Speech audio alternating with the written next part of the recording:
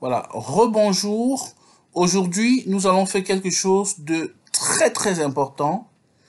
Nous allons faire ce qu'on appelle la sauvegarde d'un site internet WordPress. Donc, je suis déjà connecté au site internet. OK. Pour le faire, alors l'extension, il est déjà là.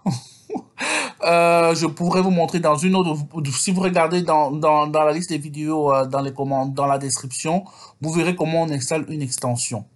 Et donc, pour sauvegarder un site WordPress, l'extension que j'utilise, ça s'appelle Duplicator. OK. Et donc, vous verrez que on a deux types de Duplicator. On a le basique, que la plupart des gens utilisent, et on a également le pro. Là, on l'utilise pour les clients qui payent une maintenance chez nous. Et la page du pro par rapport au basique, c'est le fait que avec le pro, nous, on sait programmer, par exemple, des sauvegardes.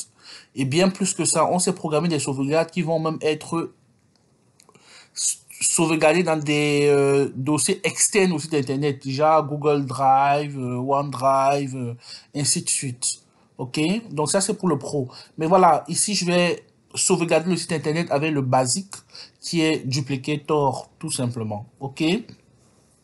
Pourquoi c'est important de sauvegarder son site internet?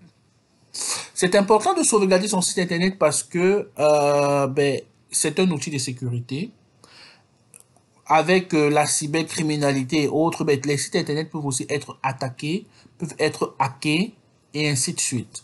Et donc, quand on a un site sauvegardé, ça fait qu'en cas de problème, on sait rentrer dans ses fichiers et réinstaller son site internet. OK?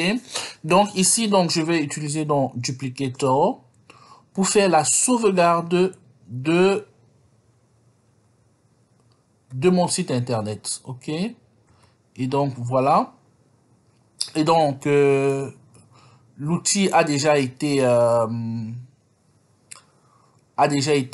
installé. Je vais utiliser Pro alors.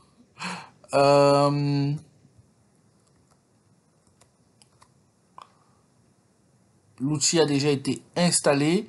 Et donc, du coup, nous allons lancer, voilà, une sauvegarde. Et donc, ça me dit qu'il y a un souci. Je vais le résoudre d'abord. Voilà.